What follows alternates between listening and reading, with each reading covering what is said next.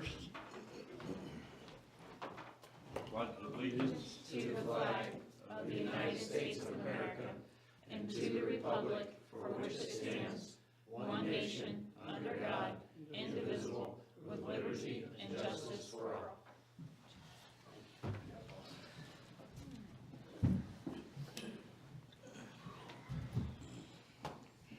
All right, AJ, you're first. Okay. Parking and funding. I would ask, we're still looking to raise some money for the docks. We have, do we have a total to date? I knew you were gonna ask that, so I pulled that, $35,260 Collected? collected. Woo! Good job, community. So we're about, what, we gotta get to 45, so we're about 10 grand, give or take. We have to get like 52 or something. Yeah, that's what I was thinking too. With the other extension. That's Oh, what I to thought. cover the other stuff Yeah. for there, okay. Yeah, so I think 52 is the best number. The magic number. We can get it done for less, but, I mean, the good news is we can put in 8 spots no matter what. yeah. It's like we're already past the 8. We'd have to probably come up with some different signage layouts if we only ended up with 8, because obviously we sold 12 spots. We could always use the end of the dock. You can use the end of the dock. We could be creative if we needed to be, and I think everybody'd be pretty flexible. Yeah, I think we're committed to 12. Right, and I think we are too, but I think that's just, we just. Did need- we already make the down payment? Yes. Yes. $24,000 was printed and sent to them shortly after our last meeting. And then we saw the email exchange back and forth. Did everybody get that on the email from Hoops? Some of the concerns. Some of the concerns and some of the things kicked back and forth as far as that. Deaton's answered that. If it isn't, I can jump on there and forward it to you. You can read it. I had a chat with Paul Forbes about that. Yeah. Just one-on-one conversation. And he assured me that he has received assurances that we should not need to worry about, Yeah. about those concerns that were raised. And there's an 8-year warranty on the dock. It's not a 1-year warranty or anything. It's 8 years. I don't know why it's 8. I thought it would have been maybe 5 or 10, but it was 8. And they assured us that, I mean, they have them in the ocean. They have them in Lake Michigan, which can get pretty hairy, I would assume, compared to small but beautiful Heritage Lake. Yeah.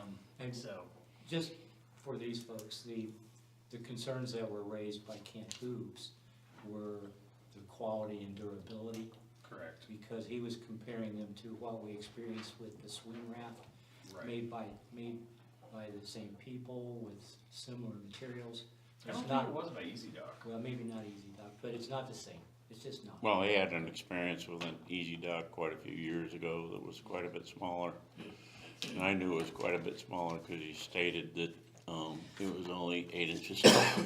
Yeah, so some of the concerns, just for everybody, just to be updated in the world, was there've been some concerns raised at the height of the dock and the durability of the dock and a bunch of different options, which we all took into consideration because we obviously don't want to spend money and have this thing blow up in a year. So, And he also, Kent Hoops, I happened to be with Paul when Kent called Paul. And Kent had just spoken to Paul Deaton, I think is Mike's dad. Mike's dad, yeah. And Paul explained to him that the pipes at the ends of the docks were pretty much figured in there already. And the 10-inch wood that goes around the outside was also in there already. So And Kent told Paul that I'm good with that, so. Yeah, so on the face of the dock, just so everybody can kind of picture this, you're gonna have your dock, the high-density plastic floating piece, and then on the face of it is gonna be like a 2x10, basically around. So if boats come up and were to hit it, there's gonna be a 2x10 that's gonna be basically affixed to the top of it. And the dock sticks up about 14 inches out of the water, so almost all of it will be covered, minus those bottom couple inches, so. That's what we'll be able to hang the signage on for our sponsors. and it'll help protect the dock from wear and tear. Plus, if something happens to a board, yank the board off, put a new board on. Do you know how they put the board on? I believe there's some mounting, Brackets? either some brackets or some holes that are pre-fabricated in there. Okay, so that is something they, mounting those 2x, they've done for other companies, not just what we're requesting? If, with him adding it in the quote, I'm gonna feel pretty confident, I don't know for certain, but I'm gonna feel pretty confident. This is not the first time they've done that. It sounds like it's something standard for a public parking dock. I would. Not only that, I don't think he said it was gonna affect warranty at all, and if it's something that they thought was a little strange to be adding, they wouldn't give you 8 years warranty, so I wouldn't think. Would their warranty cover it if somebody that just is a very uneducated boater pulls up there and hits it pretty hard and cracks it and it starts taking on water? Is that covered? You know?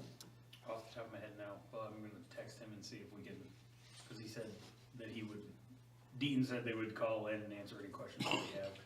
While I was on vacation last week, I did watch that video he sent, and, you know, it was pretty extreme with the waves. I don't know if you guys Yeah. seen it.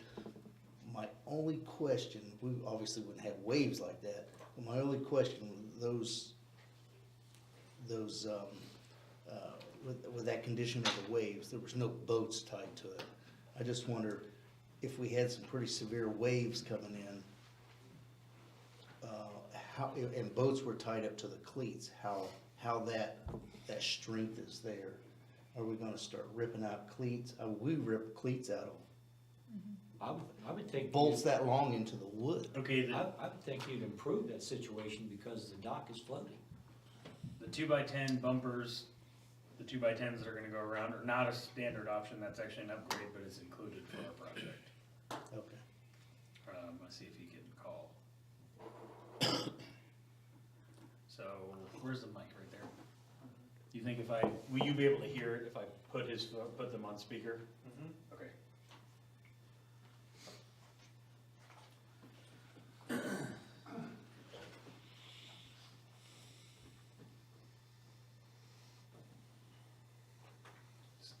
I think we explained to him, at the end of the day, the last thing we want is to come to find out in 2 years, we gotta replace a section.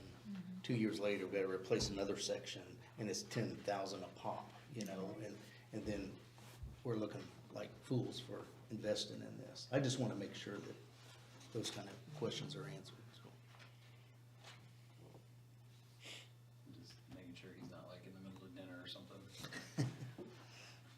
But anyway, does anybody have any questions and everything like that? We asked Jason Hayes, who's gonna be building the dock.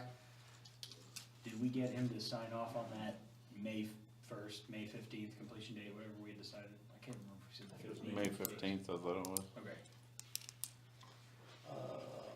I don't know. He has that he's- talked about it Yeah, to his guys, like his guys know that we were out on a job the other day and I ran into one of his guys and they had said that. I don't believe he has submitted anything to me with a signature on it. I just didn't know what and if we needed anything as far as like in writing that it will be done by May 15th. I mean, is that kind of a smart thing to do? I don't think it would hurt in the least bit if that's what the expectations are. Yeah. I really like holding people to a performance class. Yeah.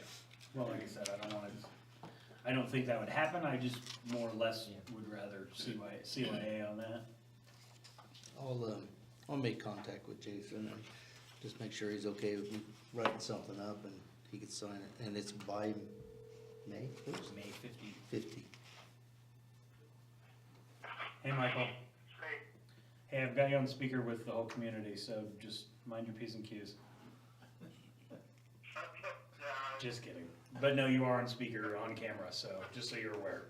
I'm gonna put you a little closer to the mic so they can hear you, but we're gonna just ask questions out loud.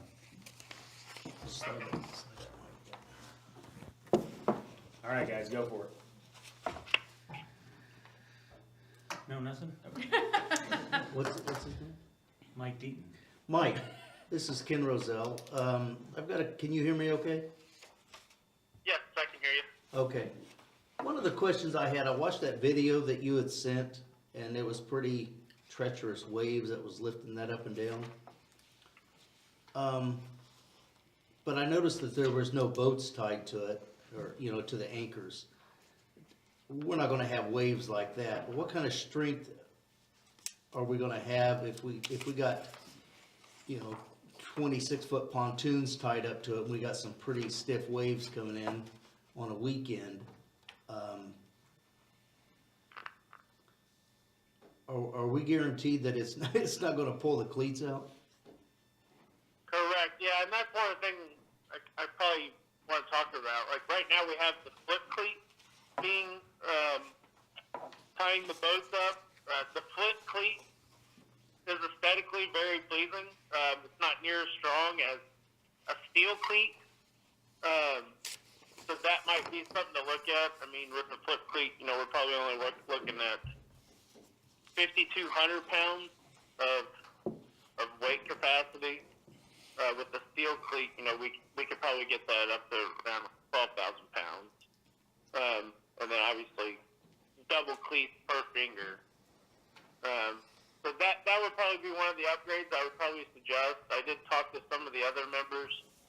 They did have some good suggestions, ways that we could kind of beef it up, kind of make sure there's not going to be any issues. So that's going to be one of the recommendations I was going to make for the cleats, like you mentioned.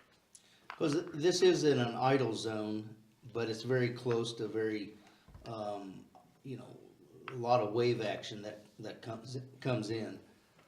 So that was a concern that I had, and also another with the warranty.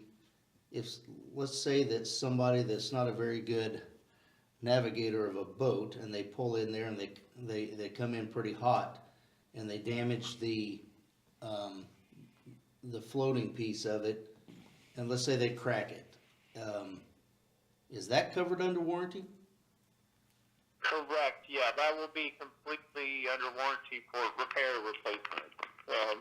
And typically we just go ahead and replace them. But like I said, we don't see a ton of that. I think we put 700 dock sections last year, and we only had 2 warranty cases. Both were by trees falling on the dock. That's good news that they. Yeah. 700 pieces and they only had 2 damaged, that's pretty good. Yeah. The 2-bys that are going on the inside, how do you adhere that to the floating dock? So yeah, the same couplers that we use to connect the dock sections together, they have a half coupler version of that utilizes the pockets around the perimeter. We would go ahead and add one of those to actually bolt that to the perimeter. So it's called a female coupler, and then there's a 5/8 bolt that actually bolts forward to the perimeter of the dock to act as the bumper. It's like that dog bone piece. You're talking about that like half a dog bone piece. Exactly, yeah, the half dog. So on the top it should slide in so you wouldn't even. Okay, my last question is, in your opinion, is there anything that we're missing that you would recommend we should do? Yeah, I talked to Kent Hoops earlier, and he was thinking maybe right now we have it a double slip. Maybe it might provide a little more protection if there were individual slips. And that way you don't have boats that physically be coming in contact with each other. Obviously, that's a revision we could look at. What is your experience on that? But yeah, it really just comes down to the capacity of the drivers. If you're not comfortable taking your boat to a public area, I mean, those are things that can come up. But we wouldn't, I mean, from a dock standpoint, as far as like the durability and longevity of the dock, having single slips doesn't make it any more durable than having double slips. Correct, it doesn't, no. Like, it doesn't make the dock more rigid by having more fingers going out to the left and to the right. That would, Correct, it's just more protection for the people that are actually boating, I guess. That's Or what- tying up, or using the dock. Could that upgrade be added? Later. It After could, that's the why I said docks I'm are put in I mean, place? That's why the easy dock is really popular, because that could be a phase. We could reconvene after the summer, and if that's an upgrade that you guys would like to make or add on to going in the future, we could take those doubles and make them singles. So you can always add more of those fingers going out later as an add-on, is what you're saying. Yes, exactly. if it becomes a problem, we could, I was gonna say, let's go with less dock for now and make sure we can pay for it, and then if we need to beef it up a little bit, then we can make them single slips. I think it'd be too dangerous, we could just block off section until we can afford to. I don't really think it's dangerous, people need to learn how to drive better. Either.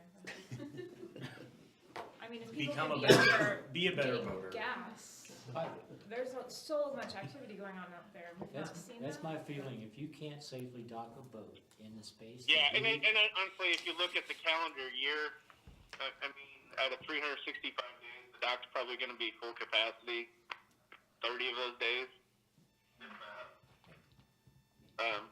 Obviously, and that's why we always like to do this phase system, so you could actually witness the traffic and see how many people are using it.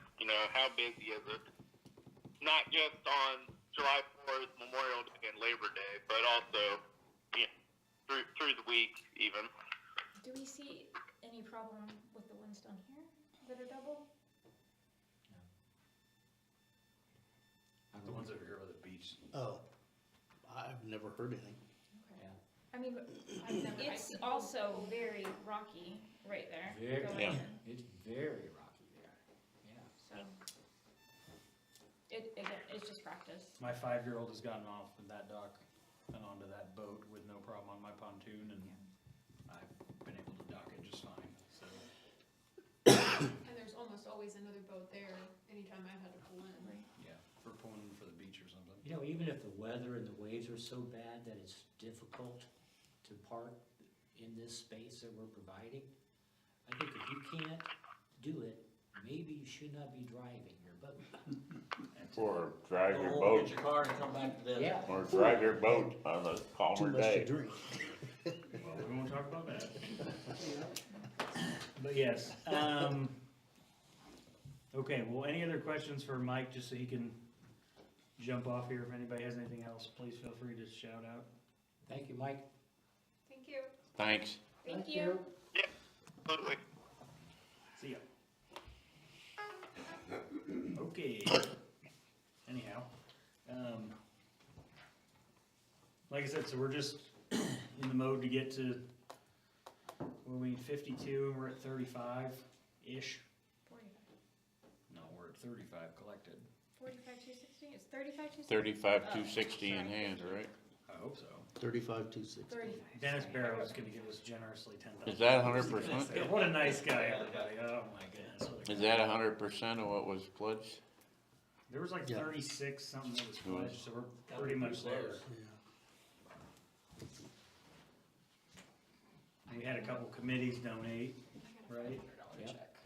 And we need With- 52 with by conditions. May 15th. Is that correct? Okay. The donor does not want their name listed. Okay, we'll just put, This put is a miscellaneous. donation without the name. Yeah, Um, yeah, they just wanted to say something. so, To make sure. does anybody have any other questions about what we're doing and how we're doing it? I got one 760. related topic. If you recall the last board meeting, Jake and I agreed to look into a way of recognizing those that have contributed to the dock. And before we got too far down the road, we wanted to get a little bit of clarification. I think what we're talking about is a permanent plaque that's gonna go in the marina somewhere. I think that's what I've been hearing through the grapevine. And I think it's a one-time plaque that's just gonna recognize people that help contribute to the new docks. So it'll say something to the effect, in recognition of Heritage Lake,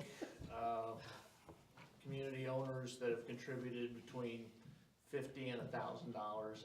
I wasn't thinking about breaking out categories of giving, just an opportunity for everyone to get recognized because they're really not getting any benefit other than the dock itself. I wasn't thinking in terms of putting the people that are getting advertising out of it because they're getting the benefit from their advertising dollars. Right. So, am I heading in the right direction? And I was thinking about something somewhat similar to what they call the perpetual recognition board out in the hallway here, where they recognize board members. I suspect we're gonna have probably 30 to 40 names that's going on this thing. We couldn't order anything until the fundraising is over, so we know exactly how many names are involved. And then we could just order the plaque, get people's names on there, and be done with it. Is that what, am I hearing right from everybody? Is that what everyone else thinks we're trying to accomplish? Sounds reasonable to me. Yeah, and if anybody donates later and that, you can always add the name to the. Yeah, get a big enough one where we're having a few extra. Right. There's probably gonna be, did the math, there's probably gonna be between 30 and 40 names before it's all said and done. Right. I would So, think. And I think we could do the whole thing. is it a for under- permanent thing where those names will stay there forever and ever and ever? That's what I'm thinking. To I the mean, you original could look into, contribution of the you dock. could look into getting something more versatile, where you could switch out names and change the heading later on, but I don't know, I think you're just adding expense. If we're gonna leave it there in perpetuity, then I think we should include the dock sponsors on Okay. that sign as well, because after next year, they may or may not renew that spot, but they were integral in us being able to build this initially. So I think we should, even if it's maybe another sign where their business names or whatever are a little bigger, Right. separate sign maybe, but after this year, we definitely still need to acknowledge them if we're also acknowledging the lesser. Maybe you have a dock sponsor sign, and then everyone else kind of size, dock sponsor size, and then Something like everyone that. else. To get it Yeah. started. Should the plaque start at a certain amount? I think, $200. I don't know why, I just personally, like, I'm not much of an elitist, like, I feel like if somebody wants to hand me a $50 bill towards this dock, I wanna take it and I wanna recognize them for it. I don't think we're such a ridiculously big community that like, we have to say like, oh, well, if you don't give us $500, you don't get any recognition. And it's kind of a moot point, because if we look at the numbers on Ken's list and the numbers we've collected, I think the smallest donation there is $250, is that Yeah. right? Unless it's a typo, there's a $10. Okay, my mistake. But I bet you that $10 person will be looking at that plaque to see if their name got on there. But honestly, and like, No, I absolutely put that should. $10 in for something else. I agree, I don't think we should turn anybody. I mean, that's, to me, it's like, if you're willing to donate some of your hard-earned money, no matter how much or how little of it, Yeah. you know, we should put you up there. I mean, we could always do, instead of, like a square board, like a longer one on the wall to where we could have the empty spots if somebody wants to donate. Or tiers. I mean, we Yeah. could do tiers if somebody really felt like we needed to recognize people in different levels, but I also feel like that's a That's a lot of work. logistical nightmare when adding to it. That's a lot of work, honestly. Fawn, do you really want to put the amount on there or just the name? Just the name. Just- I just think Just the the name. Same size. Okay. All right. Obviously, we can't order anything till we know how many names are involved, because they kind of come scaled to the number of names, but like I said, I think we can get it all done for under $500, which would include both the plaque and the engraving.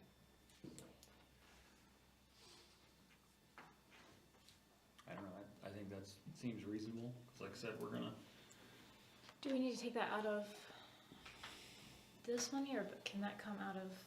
it'd come from the donation money.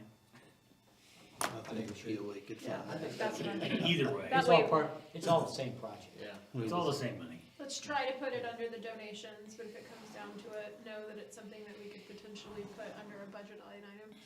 fit into a budget. Well, and that line. would be not just the dock, it would also be the dock, parking lot, all that. Right, So, yes. Right, cause that parking fund will continue on, because eventually that parking lot is gonna need resurfaced, eventually that gravel lot is gonna need more gravel to make it better, or paved at some point, maybe if we're, get that donation from Dennis that we're all waiting for. So hold your breath. I'll try not to. But anyhow, like I said, I appreciate the outpouring of support from the community so far. Obviously, we still got a little ways to go. So if you have friends, comrades, whoever that can want to donate, or any other businesses that want to kick in, I think we've done a heck of a job so far for pretty much a grassroots campaign before we really ask everybody. But yeah, I think we definitely, I think we can definitely get there in another, what is it, month and a half? Cause I'm assuming by May 15th, they're gonna want the other half of that money, so. Well, we just have to work at it. We did $35,000 just this board in 1 week. Yeah. We just have to work at it. Yeah, we just need to ask a couple more people and keep pushing it. keep pushing it out there. Maybe, can Ken send out like can someone help craft an email that Ken could send out, email blast out to everybody, hey, we've collected so much so far, we're looking for people, there's gonna be recognition in the marina for donations of any variety, and blast it out there and see what others, please make your checks payable to the office. I did run a feature article on this in the highlights. You'll see it when the April issue comes out, maybe tomorrow. But I did feature this, and I did include, sending donations to the POA. I just was thinking maybe some of the people that are not out here all the time, that would either, I know you can get it online and everything like that, just maybe a gentle reminder via email. Would be my opinion, let that come out and then give it 2 or 3 weeks and then send out an email, Okay. just to kind of, So what kind of interest it keep it, generates. yeah. Anything else, OJ? Not that I can think of. Thanks. Next thing on the agenda is A&E rules, fines, violations. I gave each one of you the latest version of what we've worked up, and as you can see, it changed quite a bit. The reason I gave it to you is not so much for discussion tonight, but to give you 2 weeks to become familiar with it, when it comes back up at the board meeting. Really the back 2 pages of the document we put together have stayed the same, but where we made changes, just to save you the time of looking, in the first paragraph, like the 5th line down, we mentioned the permit shall result in a fine and or a stop work order. That was added. Then in section 2, we get to where we're talking about the permit and the violation, and if it is the first, second, or third offense, the A&E committee shall take the following actions. What page is that on? Huh? What page, where are you at? Page 1. Number 2. Oh, page one, Number number 2. 2, gotcha. Other than that, it's pretty much the same, with the exception of this chart, which we now have, which will be a whole lot less confusing than the first one. And secondly, which I like, it's got a whole lot more teeth into it. If you notice, continuing work after a stop work order has been issued. First, the offense, 2,500, second, 5,000, third, 10,000. Do we have that many in-ground swimming pools that are just getting put in? Pardon me? I said, I just read that last one, use of an in-ground swimming pool without the final inspection or approval by Putnam County. Yep. Does that happen a lot? No, Oh, okay. it doesn't.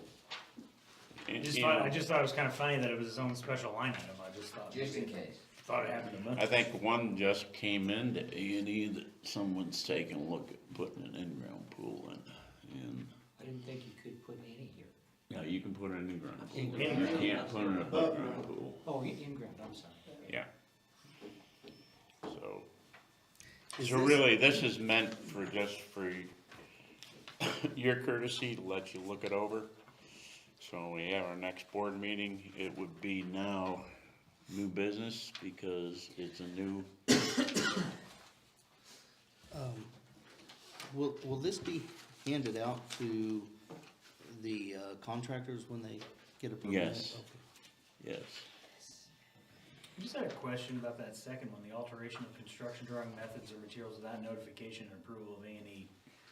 It just seems like kind of light and then real stiff, 100, 250, and then jumps to 2,500. Like, Well, that's in my to, brain, it would be more like 500,000, 2,500. Like, it would either be a little higher at the beginning or maybe a little lower at the end. well, and it's, I mean, we're using Putnam County's Oh, language, okay. and we're using their fines. No, that's fine. I just, But, I mean, you know, and I thought about the same thing that you're thinking.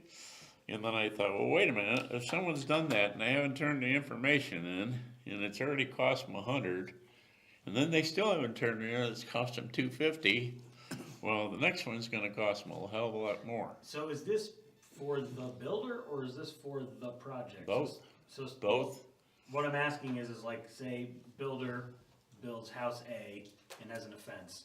Then he goes and builds house 2 and does the same thing at house 2. Does he go back to the first tier or does he get hit with the second tier? that'd be the first offense of another project. So he could do it once at every single place Yeah. feasibly and just pay the 100, the 100, the 100, the 100 every time he does it. Keep paying the $100, yeah. Yeah. So it's per project. It doesn't matter who the builder is. It doesn't matter who that person is or company or whomever. But it would still give the A&E, it'd still give the A&E, the right to Well, have them tear it down if it Yeah, if didn't you, meet No, regulations. no, I just, Okay. I'm just curious with the offense, is that attached to the person or is that attached to the project? So well, I saying think it's Putnam attached to the County project. attaches it to the person. Oh, this is Yes. a permit violation. Because if you look at their chart of all their different things, you know, that I attached, It's on the back. and all their building permit fees and required inspections, Sure. we haven't copied any of that. We've only copied the fines and violations. Sure. So, No, I'm more or less trying to understand Right. what it is, because if I get asked by a builder or something, because, you know, I see a lot of them out there. right. Just wanna I see make what sure you're it's saying, right. but- Making sure I can explain it if they say, hey, I saw these new fines come out, does that mean that every house I build, I get a do-over to do it right? If you Or have do- to have a permit for each house, then yes, this applies to each permit. Right, but what I'm saying is that if Steve is the house builder, and Steve goes to his first job and screws up and gets a bunch of offenses, when he goes to the next house, he's back at 0. He's back at clean slate on the next house. He's not being penalized for what he screwed up at the first house. I think we all get, I think what you're saying is should that be integrated into this so that the fines carry over? I'm just asking so I know what the difference is. Like, is it follow the So person? you can explain it. Does it follow the person or does it follow the property? Property. So the way I see it, it follows the property. Yes, Okay, I just want to that's how it's meant, so. That's fine. I just wanted to know. And then you'll notice in the language, in item 2, it gives A&E a chance to investigate it, and after the job site's been investigated, and we can be discretionary if we need to be. You know, someone may say, well, I just messed up, and it's the first time they messed up, and you don't know, you know, you're liable to say, all right, don't let it happen again, Right. you know. You know, trying to be fair, but somewhat stern too, so, I think the important thing is that whatever you do is be consistent. that's right, that's right. Just And don't the only way- consistently mess up. The only way to be consistent is to have some kind of a chart, really. Gotcha. Like it. So this will be new business A. Yes, Gives you a couple of weeks to go through it and vote on it. Now, is this something A&E votes or we have to vote? you'll have to vote, We'll have to vote. yeah. This is passed Right, by but A&E's already voted, So A&E is good to go with this. unanimous, So the last one is, we're scrapping it, we're We're gonna start scrapping all it. over with 2 votes on this. We rewrote, Okay, and really what we rewrote was the fine schedule. You know, we actually set up some categories, yeah, makes it a, I don't know, makes it a whole lot more solid and not discretionary, cause before it was kinda crazy, so. I think committee did a much better job, thank you. okay, thank you. I Thank you, mean, Amy. Amy did it, so. All I Has, was doing is leaving the orchestra there, playing the music. has any builders peeked at this? No. Okay, No, it hasn't been released. So Yeah. will it go in effective after the second vote? Yeah, I would think it will go into effect after the second vote, so. So it'll be May. And there's a few we're still dealing with, they'll probably get a first offense right off the bat, so. Well, I'm I'm not gonna say who, but Yeah, I almost let it out, but I thought I better wait. you're probably thinking of a different one than me. so are you thinking, this is for new permits that, I mean, I know that there's also people who should have filed permits, but this will go into effect for all new permits starting after the second vote, but what about people, Well, even the people that put something up and didn't file a permit, yeah, then, there you go, okay. So it's retroactive as far as like, basically insofar as, that's where the discretionary part comes up, that, you know, someone put something up and they just didn't know any better, that can happen. And they basically say, dude, geez, I didn't know that. Well, give me a check. You know, or it can we be can forget about it discretionary, right we can now. talk about it. Don't let it happen again, so.